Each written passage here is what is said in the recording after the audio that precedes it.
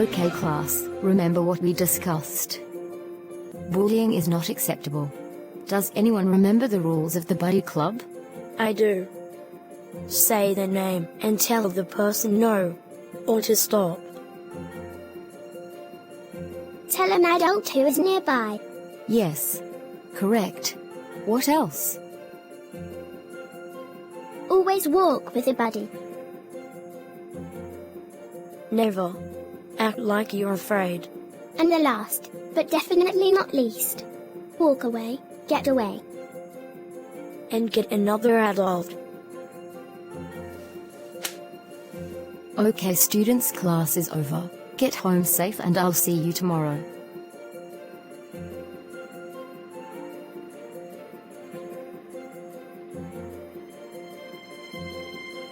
Move away from me, you big smelly baby.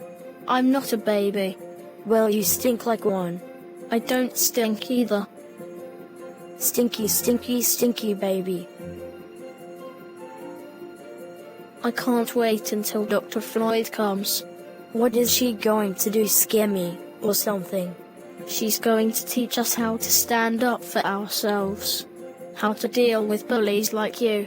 I highly doubt that. Dr. Floyd wrote a book called The Invisible Giant, a plan for bullies. I sure hope Dr. Floyd's book helps you all. Hey Kingdom kids, let's learn how we can have courage to stand up for ourselves and each other.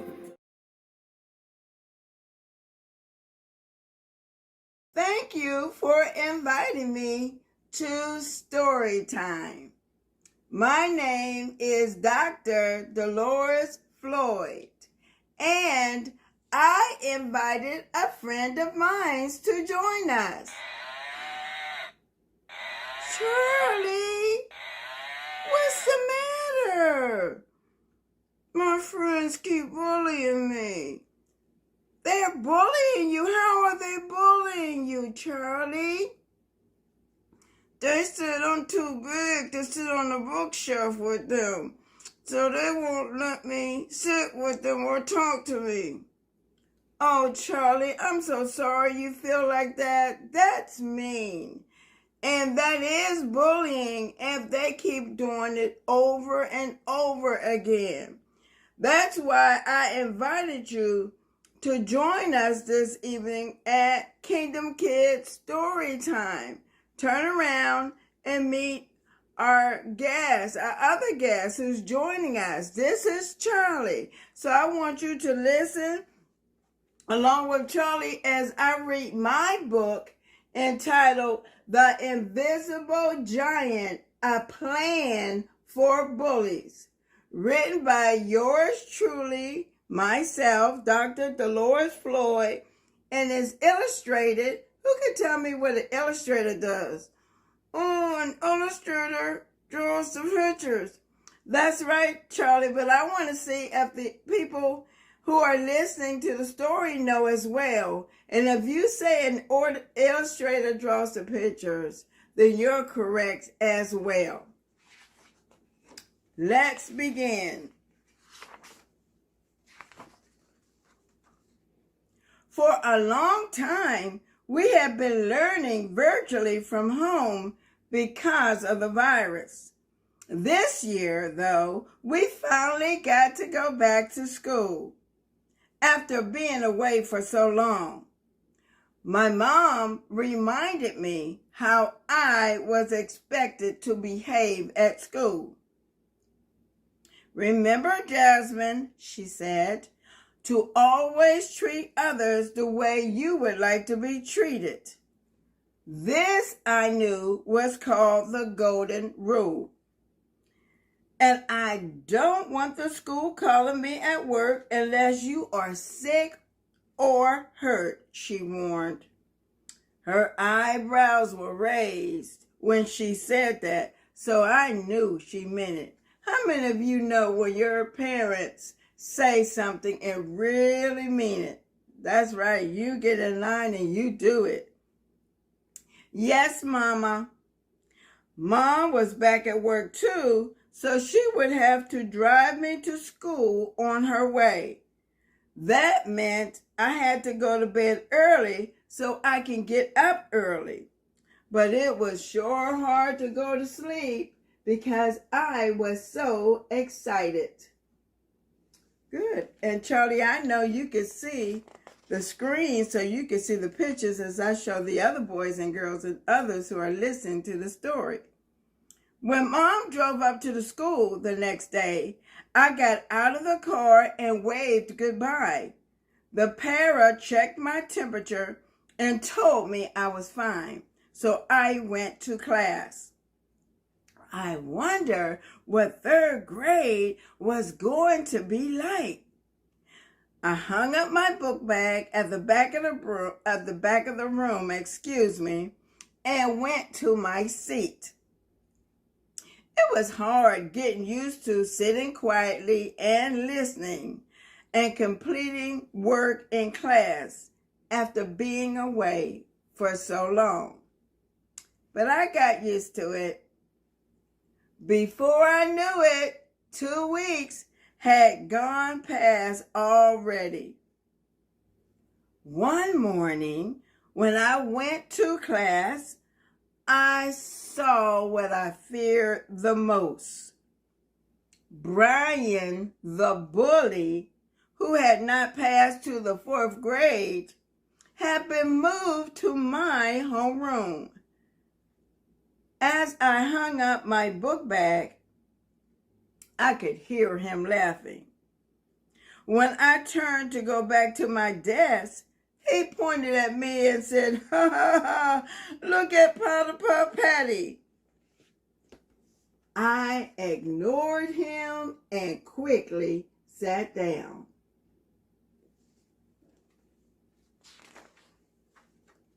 A little later that morning, Brian grabbed a pencil from my desk as he was walking by. "That's mine," I blurted out. "Give it back to me." "What's going on?" Mrs. Love asked. I explained to the teacher that Brian took my pencil.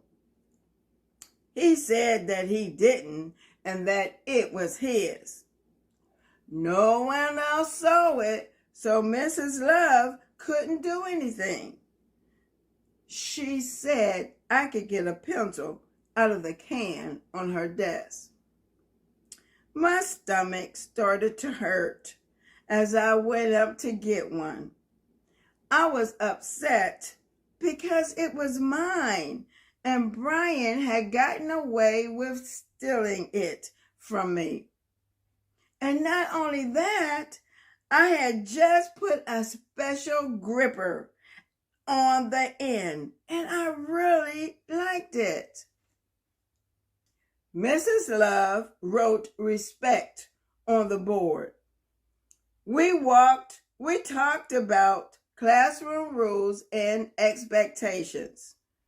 Brian was goofing off, and he was not listening. Then she told the boys to line up for a bathroom break. Brian pushed the arm of Eric's glasses from behind his ears. Eric was angry and turned around. I want everyone to quickly turn around. Turn back around. Very good. Thank you. "Hey," he said, but Brian had already walked past him and lined up. Then she asked the girls to do the same. Everyone formed a single line to go to PE when we came out of the bathroom.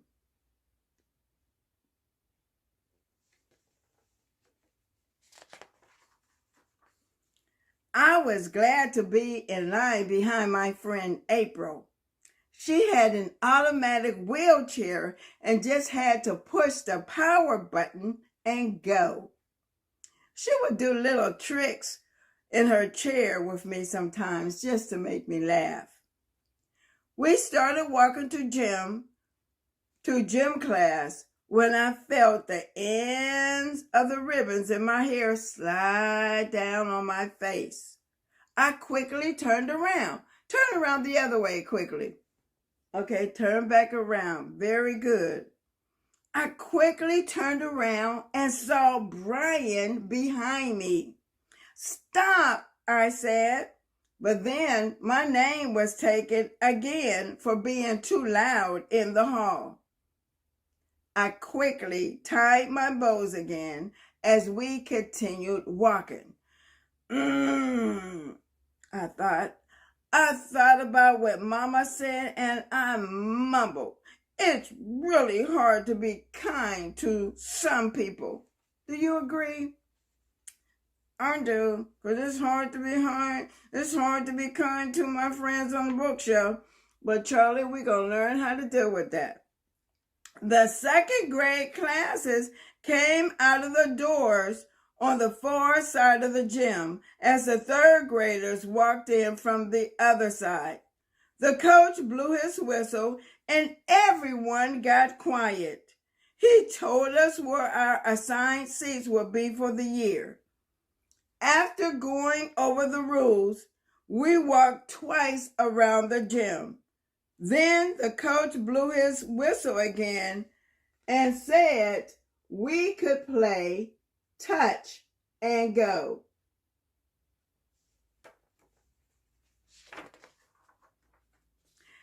If you got hit by a ball, you had to sit down on the sidelines and watch the others play until only one person was left with a ball.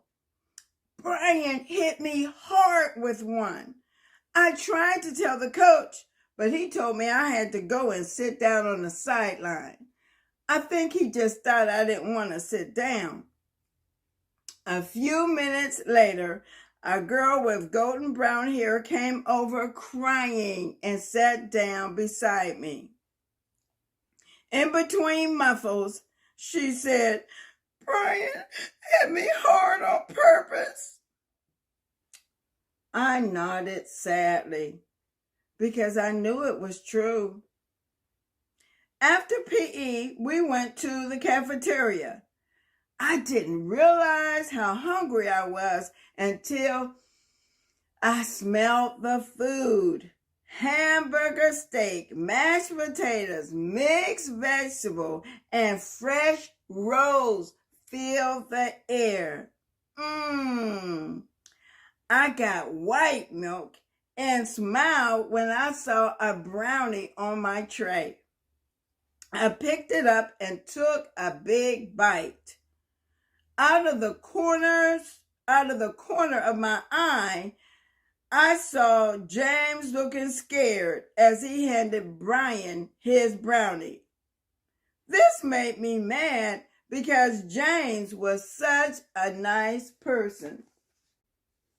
Everybody look at out the left corner of your eye without moving your head. Look at the right corner of your eye without moving your head. Now it's different. But your left and right is different because I'm on camera, so that makes it different. That's called peripheral vision, when you can see out the corners of your eye. Okay. Outside, after lunch, Brian ran past me and said, beep, beep. I want everybody to say, beep, beep, beep. Good, Charlie. Thanks for joining in. As he pushed the power button on April's wheelchair. Luckily, Mrs. Love turned around before he could, and he ran off to the monkey bars. He tried to push the button. He didn't actually do it that time. I stayed with April, and we started playing a hand game called Miss Mary Mac. Jenny came over and watched us. Eric sat down on a step by the door leading to the school. I looked over and noticed that James was by himself against the wall, and no one seemed very happy. Take out your science journal, said Mrs. Love, and she wrote invisible on the board. Who can tell us what invisible means? Oh no, Okay, Charlie, I believe you know. Do you know what the word invisible means? Well, Jenny slowly raised her hand and said, invisible is something that happens that you cannot see. I was surprised that she had the confidence to speak up because she is usually so timid, which means shy. I could tell she was still angry about getting hit with Brian's ball. Very good, said Mrs. Love. Now I want everyone to write on this topic until dismissal. I wrote about how bullying seems to be invisible because no one sees them misbehaving, and also that I sometimes felt invisible when he bullied me and my complaints went unheard.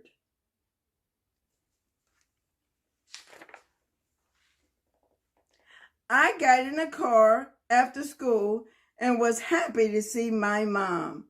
How was your day, baby? She asked. I thought about everything that happened and told her everything. Well, except for Brian. My stomach and my head hurt, I said, and I turned to look out the car window.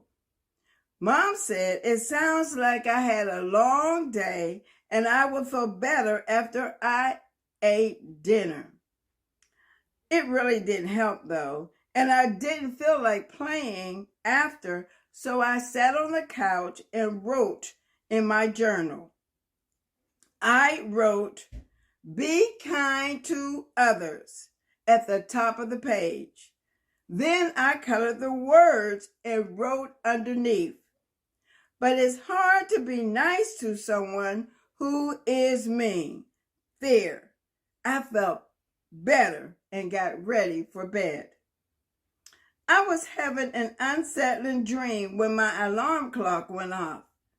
I felt ill and didn't want to go to school. I told my mother that my head and stomach still hurting. Mom felt my head, and you know mothers do that. Mom felt my head and said, it felt fine. And then she took my temperature. Everything was normal. But she gave me some medicine for my stomach after breakfast. She said she thought I should go to school, but to tell my teacher if I didn't feel better or if I felt worse later on. Brian ran past me on the way into the classroom and knocked the books out of my hand. When I gathered them up, I heard him laugh quietly and say, ha ha ha, look at Big-Eyed Betty, to his friend. I tried to ignore him, but he sure didn't make it easy.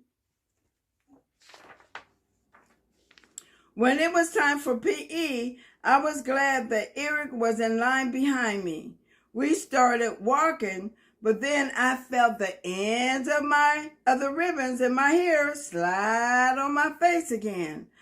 I turned around. Everybody turn around again. Turn back to the front. Very good. I turned around and was surprised to see Brian behind me. He had skipped in line and got in front of James and Eric, and now he was behind me. Stop, I said. My name was taken for being too loud. After we went into the gym, we walked around the perimeter, that means all the way around the whole gym, a couple of times, and then we were allowed to play touch and go.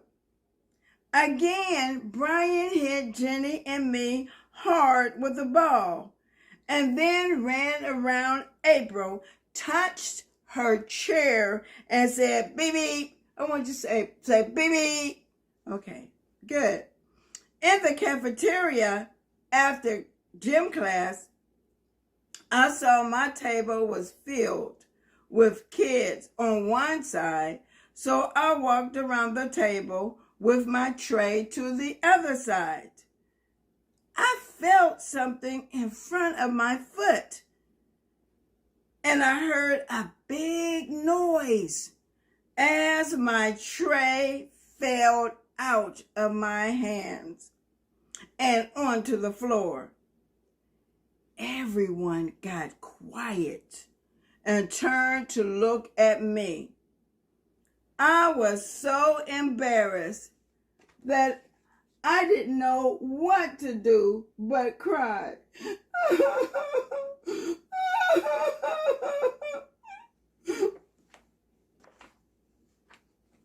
Jenny set her tray on the table and helped me get up. "Are you okay?" she asked. I saw Brian smiling and trying hard not to laugh. "It's not funny, Brian. You tripped me on purpose." An adult came over to see if I was okay and tried to calm me down. She took me to the counselor's office and left to get me another lunch. The school counselor, Mrs. Dwight, gave me some tissues and led me to a chair in front of her desk. She sat down in the chair next to me and looked at me. I heard a strong and caring voice say, "What's your name, honey? And what happened to bring on this thunderstorm?" She smiled slightly, and that made me feel a little better. I paused and took a deep breath. I want everyone to sit up, breathe in through your nose, hold it, and breathe out slowly through your mouth. Very good. I told her my name and then told her everything that had happened with Brian.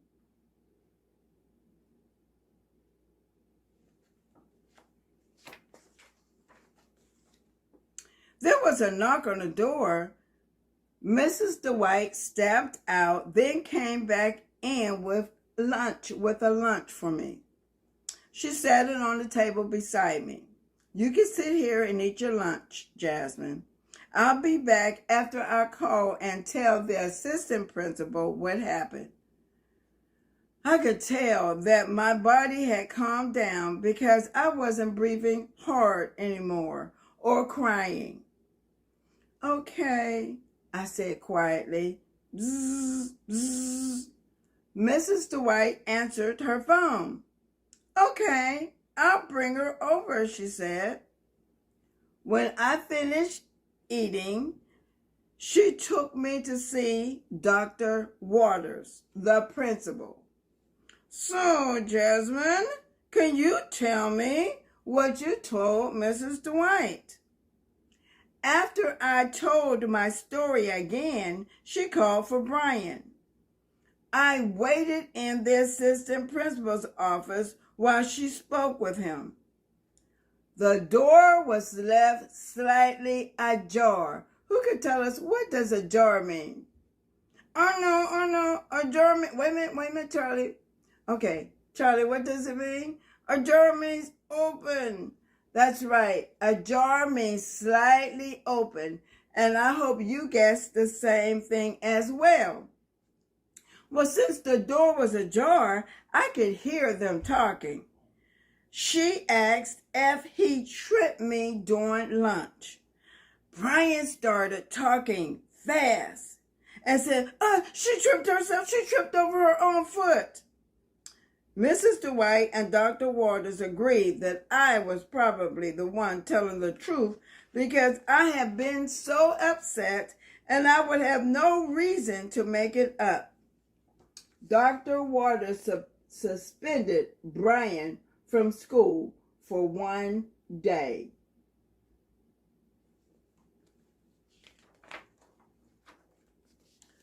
Mrs. Dwight called my mother and told her what happened.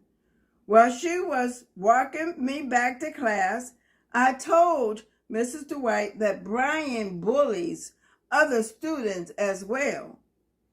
Who are they? She asked. I took a deep breath. Okay, everyone sit up again. Let's breathe in through your nose. Hold it. Breathe out slowly through your mouth. Very good. That makes you feel better. I took a breath and said, Jenny, April, Eric, and James. She took out a pad from her jacket and wrote down their names. I'll meet with all of you tomorrow so we can come up with a plan to stop this bullying, she said, and led me to my classroom. Before we started science, I asked if I could use the bathroom. On my way back to class, I saw Brian leaving with his mother, and I could hear her yelling at him. You act just like your dad's side of the family. You're never going to amount to anything. That's why you couldn't even pass the 3rd grade. She hit him on his head and then said, just wait till I get you home. Wow. Everyone say, wow. Wow. Say, good, Charlie. I thought Brian was mean, but his mom was even meaner. I hoped he didn't see me as I ducked back inside of the classroom.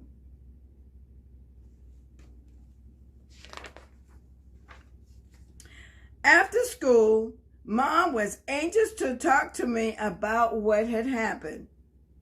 Do you always tell a teacher or an adult when he bullies you? Yes, well, no, not always, because sometimes I'm the one who gets in trouble when I do. And also, I don't want him to get mad at me. Some of the other kids are afraid of him also. Mom encouraged me to always tell the teacher or another adult anyway, because it's the right thing to do, even if it doesn't always work out for the best. After dinner, I couldn't wait to write in my journal. I wrote, I think some people are mean to others because people are mean to them. There, I felt better and went to bed. The next day, no one laughed at me or called me names. I felt wonderful. I felt great. After lunch, Mrs. Dwight came and picked up April, Jenny, Eric, James, and me.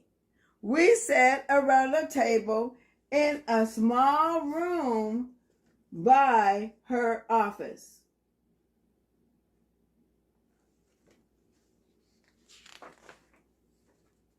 Each of us was asked to think about when we were bullied, where it happened, and how it made us feel. In the classroom, hallway, gym, lunch, outside, those were some of our replies. And the emotions we felt were hurt, annoyed, frustrated, and angry.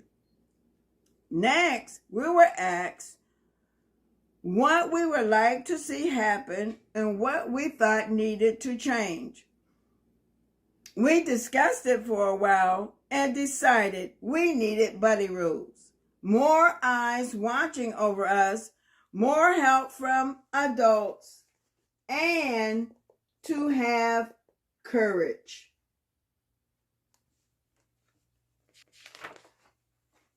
Counselor Dwight stated, some bullies may not understand what they are doing until someone tells them to stop.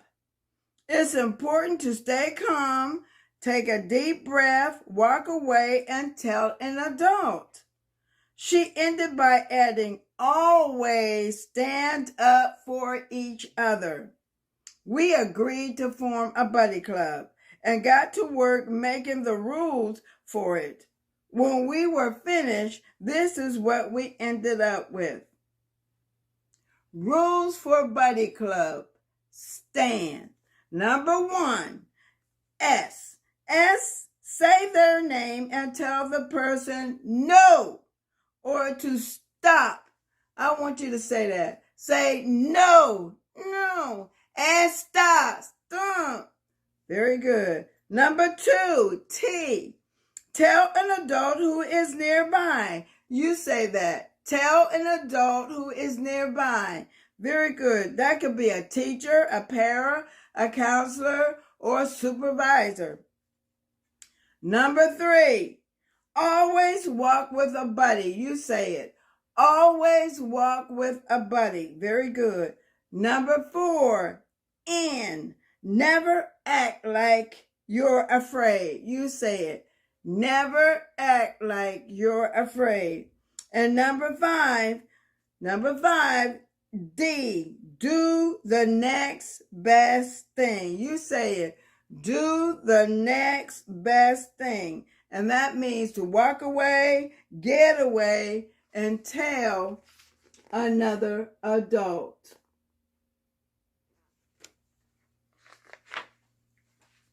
Mrs. Dwight made copies in her office and took them back to our class.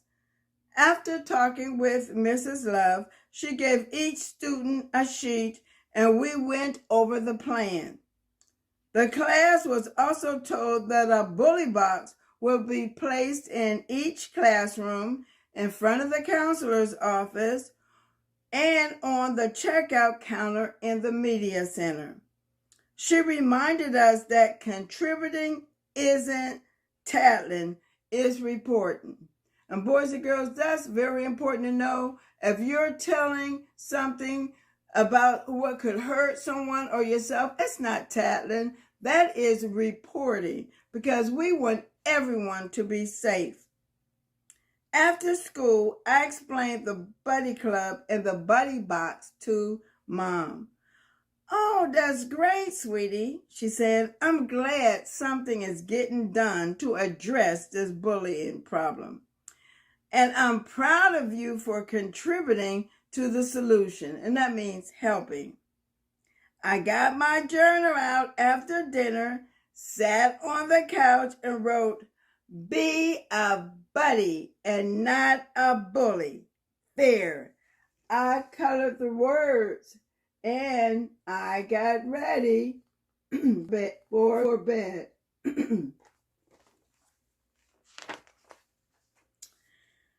Mom dropped me off at school the next day and again told me that she was proud of me and that she loved me. When I was hanging up my book bag in class, I heard Brian say, "Look at clumsy Cindy." And he started to laugh softly.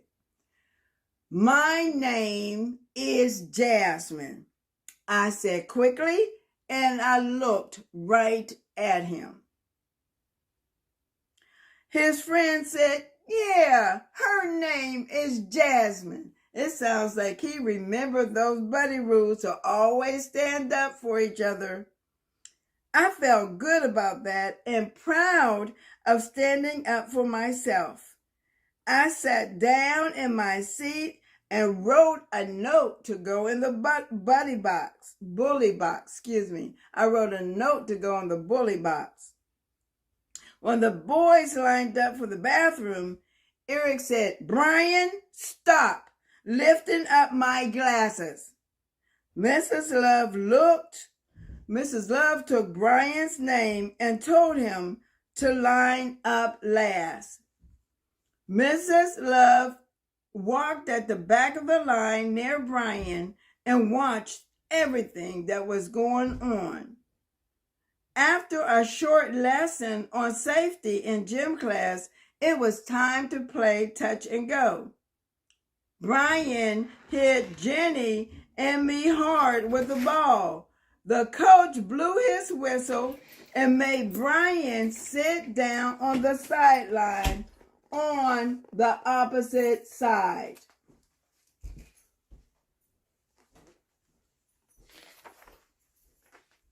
When it was time to line up, Brian ran past April, and she said loudly, "Stop, Brian. Don't mess with my wheelchair." Coach blew his whistle again and sternly told Brian to apologize. Coach talked to him as we were lining up and told him he had to run 2 laps around the gym. At lunch, I saw Brian try to motion to James to pass him his cookie, his chocolate chip cookie. James slowly shook his head and said no. When we went outside, Jenny came with April and me, and we took turns playing Miss Mary Mack. Eric and James walked around the playground together. Everyone seemed more confident than before.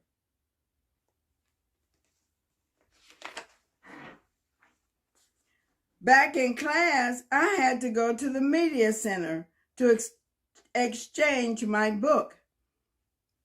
I saw Brian walking down the hall towards me. I panicked for a moment, then thought of some of the buddy rules. Well, I'm not with a buddy, but it says to never act afraid and do the next best thing. I took a deep breath. Everyone take a deep breath. Breathe in through your nose. Hold it. Breathe out slowly through your mouth. I took a deep breath and kept walking forward. Right before I got to the door of the media center, I heard a voice say, "Hey, Jasmine." Sounds like the plan is working because he called her by her name. I stopped and looked at him, expecting the worst. "I'm sorry for calling you names and hitting you hard with the ball." He looked like he really meant it. Suddenly, he didn't look mean anymore. "Okay," I said to him, "just please don't do it again." "I won't." "I wish I wasn't bad and dumb," he said. "Brian, you're not bad or dumb. You just have to be nicer and treat others the way you would like to be treated yourself." I began to walk away, then stopped and turned. "And give my pencil back." Then I walked bravely into the media center. Before leaving, I wrote positive notes and put them in the buddy box. Be kind, treat others the way you would like to be treated, be a buddy and not a bully. Things were better at school after that. Not perfect, of course, but better. Sometimes Brian would even play with us, and we'll all have fun together. I told Mrs. Dwight that Brian's mom was really mean to him, so maybe someone helped her to be nicer too.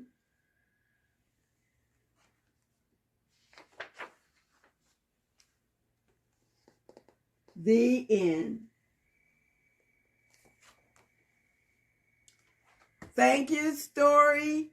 Thank you, kids, Kingdom Kids, for inviting me to your story time.